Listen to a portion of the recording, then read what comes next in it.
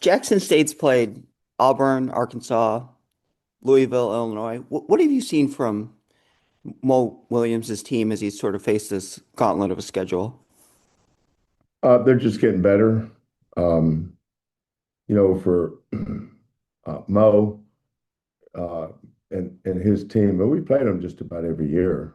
Um, it's the process of just hanging in there because his season will come down to 3 days in March. What happens in the month of November and December is irrelevant as far as what their goals are to win their conference championship. Just like Coach Quanis at Louisiana. Um, November's November, December's December. You know, both those guys are pros at knowing how to keep their team heading in the right direction, making sure they understand what the big picture is. Um, and that's why I always get a kick out of people that compare a game, one game, and says, well, here was scoring that game. So scoring this game will be this based on that one. That's not the way it works. So, um, for 12 years now, we've always treated our next game as our most important game. And I'm sure Mo will do the same. So, uh, whatever's happened to us up to this point in the season, um, we want to play our best game Wednesday. And I'm sure Mo feels the same way. Thank you, Chris. We'll go to Alejandro Compion from the Cougar. Alejandro, please go ahead, sir. Good morning, Kelvin. Good morning. Staying on Jackson State, this is the third year in a row that you'll be playing them and Coach Mo Williams. Could you speak a little bit just about the respect that you have with them and just, the what he's been building there? Yeah. Um, Mo's, I really like him. Um, he reaches out. He's come to our summer workouts. He comes and sits and observes and watches. He's been in some of our coaches' meetings. We sit down and talk. He texts, calls. I just appreciate young coaches that are hungry and they have a desire to get better. Because ultimately, the better you are, the better you at your job, the better you can lead your young men you're coaching and help them reach their goals and teach them about some things other than basketball. To me, that's always been the thing that I've enjoyed most about this profession is the ability to impact and help guys long after they leave here through basketball. But basketball is just a vehicle to teach life lessons. And, um, most are smart, highly intelligent. Um, you know, he's going to be an outstanding coach. Jackson State won't be his last opportunity, and I can see him really growing in this profession. But um, you know, because of money and budget and having to pay for everything that they're dealing with basketball wise, budget wise, he has to go raise his own budget, and that was the kind of way it was here when I got here. We didn't charter, we didn't have meals for players. Everybody ate in the dorm. We were very similar to a SWAC school when I first got here, and it was like that for a year or so. So whatever extra that Mo can do for his team and his players, he's playing all these games, Illinois and Houston or Arkansas. He finds out who you know. He said you can talk to him about why he plays us. That's not my place to say, but I know he has to schedule games to be able to operate budget wise at a school like Jackson State. Um, So I have a ton of respect for Mo and all the coaches in that league. Thank you. Thank you, Alejandro. We'll go to Ryan Monso from GoCougs.com. Ryan, please go ahead. Hey, Coach, I've got a question. The Big Ten and other leagues have started playing some conference games at the start of December. Is that something you would ever be interested in, the Big 12 doing? Well, I did it at in the Pac-10. Um, we would play UCLA and USC back in the late 80s, early 90s. I'm trying to remember my first go around in the Big 12 if we did that. We might have. I know that had we stayed at 20 games, we certainly would have. Okay. Because if you don't, when you have a 20-game schedule, if you don't play too early, that means you're playing 10 consecutive weeks with no buys. And I think that was part of why we went to 18. But with 18 games, playing two of the games early will allow you to get a bye or maybe even an extra bye. That's not something I would be against. Um, you know, um, this time of year, uh, this past weekend or this coming weekend, you've had enough time to at least see what kind of team you have. And if we had to play two conference games in mid-December, I would not be against that. Okay. Thank you. But Thank you, Ryan. We'll go to Chris Baldwin, please. Go ahead, Chris.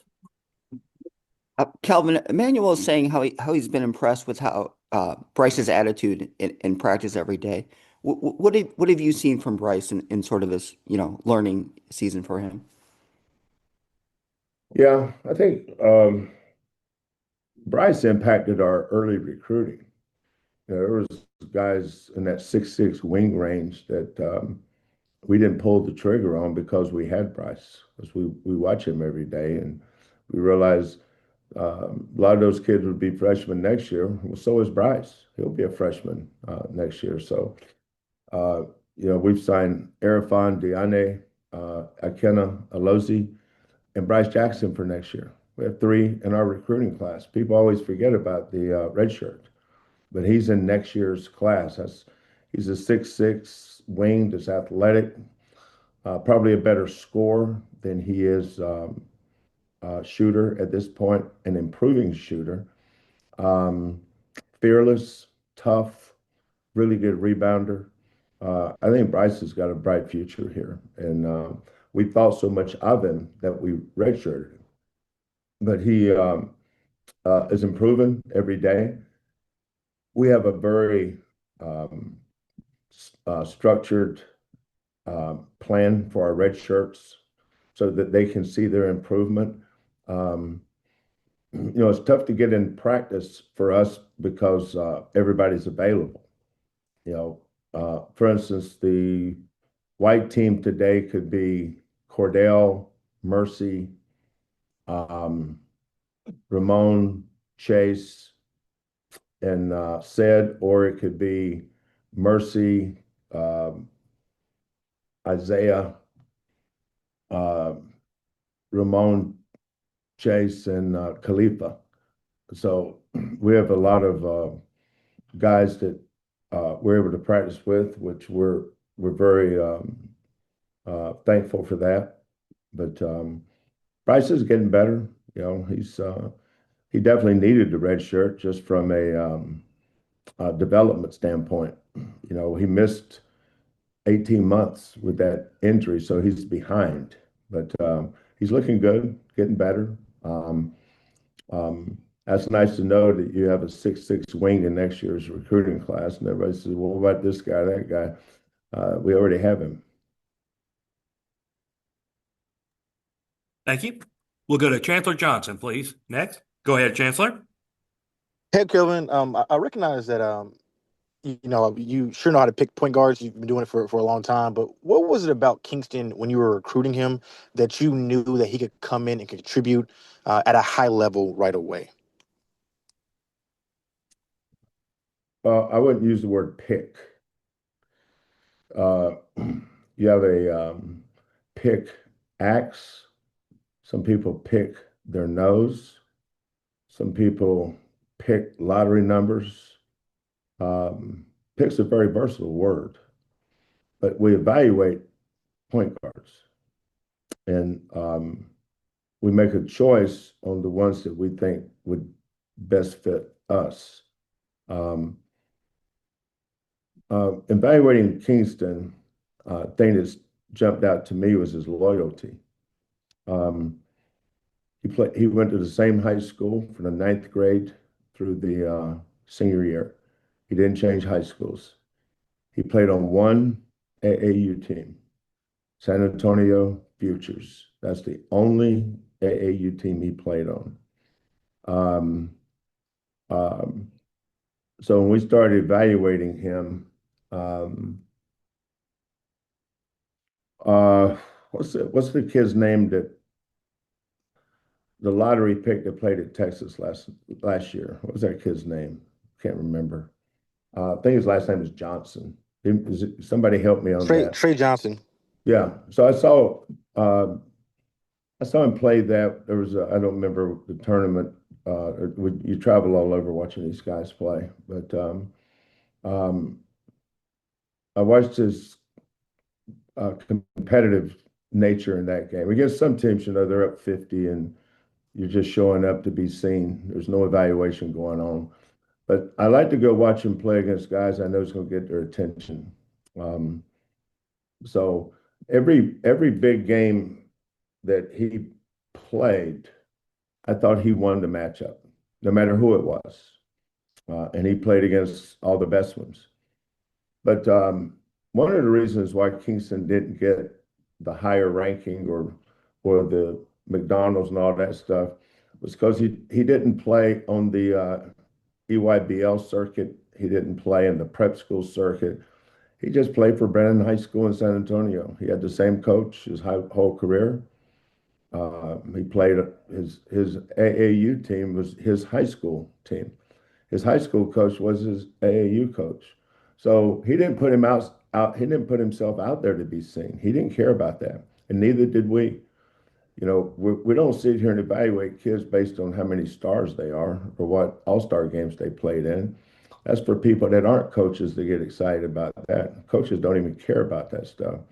And the good thing is neither did Kingston or his mom and dad or his family. Kingston's younger sister just signed a national letter of intent with Duke a couple of weeks ago in their early signing period. So he comes from a very high achieving family. His mother's a nurse, his father's a fireman. He's got a tremendous mother and father, as most our kids do, almost all our guys do.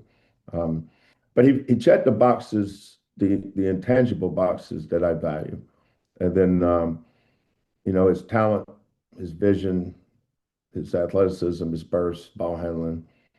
I thought we could help him with certain areas. He um, still turns the ball over too much, and which is why Milos. Most people focus on the wrong things with Milos, like Saturday night against Florida State. I didn't think anybody played great except, Kingston's numbers looked good, but he also had 4 turnovers, and most of his turnovers live ball turnovers. We got the ball at a chance to go from 16 or 17 to 20. Next thing you know, it's a 12-point game. We're just having too many of those, and Kingston's usually the one, whereas Milos has 8 assists and 1 turnover. But I think having Milos with Kingston and Kingston with Milos is good for both of them because they both have strengths that they can play off of. Um, but yeah, Kingston's talent was there. Um, Good thing is that most people never saw him, but that's okay. We did. We'll go back to Chris Baldwin, please. Go ahead, Chris. Kelvin, if you look at what the Big 12 is doing in the non-conference, Iowa State just blew out Purdue, and I think John Rothstein said it's clear this is the best league. What this year? What have you seen? From the other teams in the league, through this non-conference. I only see what you see. I haven't seen anybody play. Um, Iowa State Purdue was when was that game? Saturday. Um, we're getting ready for Florida State and shoot around, watching film practice. I mean, there's a lot of teams in the league that I know how good they are. I just haven't seen them. So I haven't seen BYU play. I saw Iowa State play a little bit. They were in um, Las Vegas. Um, I saw Arizona play somebody. I can't remember who it was. It was early, but I don't have to see Arizona play to know how good they are. I don't. I don't get my information from John Rothstein about how good the teams in this league is. So none of that surprises me. Um, but job Steve Lutz is doing at Oklahoma State, Tad at Colorado, Johnny Central Florida. I know Bobby Hurley just had a great win. I didn't see it, but I heard about it against Oklahoma. Uh, those are the wins that make this league so good. The top of the league is the top of the league, but the middle to the bottom is really what stands out. It's like it's the SEC last year. It wasn't the top of the league that made the SEC so great. It was the middle to the so-called bottom. And in the SEC last year, the Big 12 this year, there is no middle or bottom. You just have all 16 really good teams, some just better than others. Thank you, Chris. We'll go to Randy McElvoy with KPRC TV. Randy, please go ahead, sir. All right, thanks, Jeff. Morning, Kelvin. We're Morning. working on a story on Emmanuel. I wanted to ask you where you've seen the biggest growth in his game, maybe from last year to this year, but just when he got into your program. And also, none of us get a chance to be around him every single day like you and your staff do. What's something about him that maybe fans don't know and what he brings to you in your program, maybe on or off the floor? Well, when we first of all, Emmanuel's the last of the COVID recruits. Um, I think the first day you can call rising sophomores is June 15th. So that June, we called Emmanuel and his father, and so I think that was during COVID. And his father was really familiar with our program because his dad, I think, scored 1,500 points at South Florida. That's where he played. So he was a great college player himself. Then he played for years with Maccabi Tel Aviv in Israel, which is where Emmanuel was born. His mother was athlete of the decade. I can't remember which decade, maybe the 90s in Canada. His mother was a Canadian-born athlete, and she was playing pro ball in Israel, and that's where the mom and dad met, and that's how Emmanuel came to be. But he has dual citizenship. He actually has three citizenships. He has Canadian, Israel, and United States. So he has three chances to play for international competition. Uh, Emmanuel is an avid fisherman. Every time he goes home, he always sends me pictures of these gigantic fish, and he's always got these boots on with shorts up to his knees, and he's got on this. You can tell he knows how to dress to be a fisherman down there, but he loves fishing. He's a tremendous teammate, sweetheart of a young man, um, great competitor. When he showed up on campus, it's probably about 2:30 because he had, I'll let you do the research on his injury, but it was very traumatic, very similar to what Bryce Jackson had to go through. They were both out 18 months. He enrolled here in January of his senior in high school, graduated early, came in, redshirted. John Houston and Alan Bishop did an amazing job helping him get ready to play. Next year, he was a sixth man. Next year, he started, and now he's a senior, and he's been one of my favorites. I love Emmanuel. Got time for one more question, and then, Coach, I'll ask you to stick around for the TV here in just a minute. We'll go back to Chris Baldwin, please. Chris, go ahead. Kelvin, you talked about this a little with Chancellor's question, but how much has Milos and having him with Kingston, helped Kingston, and um, did you see early on, or even when you were recruiting him, that well, I guess you didn't know for sure Miles would be back, but that combination would help each other? Don't underestimate what I know, Chris. Sorry. Yeah. Just remember, I'm not a media person.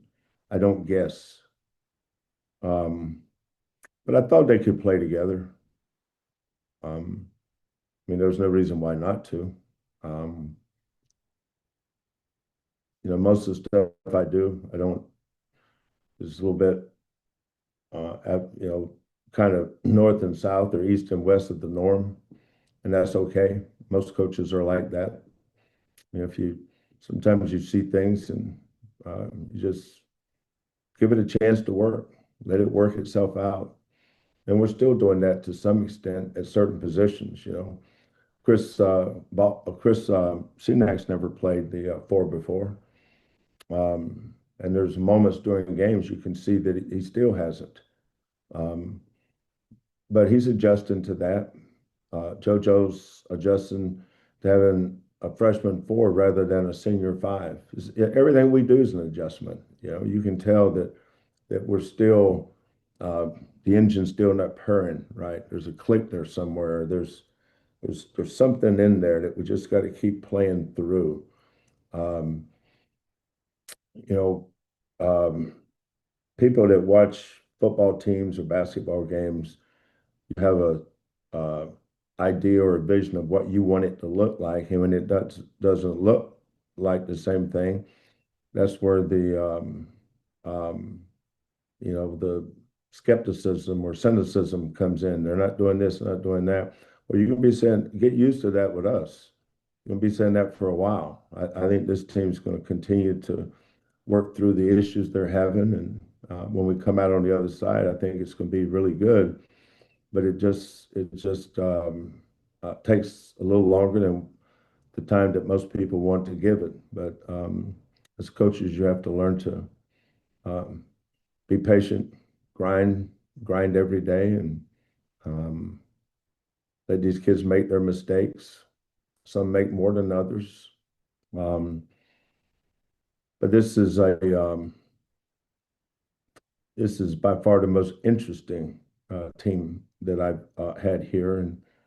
But I think Milos is playing really good. He may not be shooting good, but he's doing a lot of other things good. If you go back to the Purdue game last year, the Arizona game, and the Big 12 championship game, his shooting will come around. But he's doing a lot of other things good. And um, Emmanuel and Milos have been really good for Kingston too. Kingston's such a uh, great kid. He has no ego. I'm not even sure Kingston even knows how good he is, and I hope he never changes.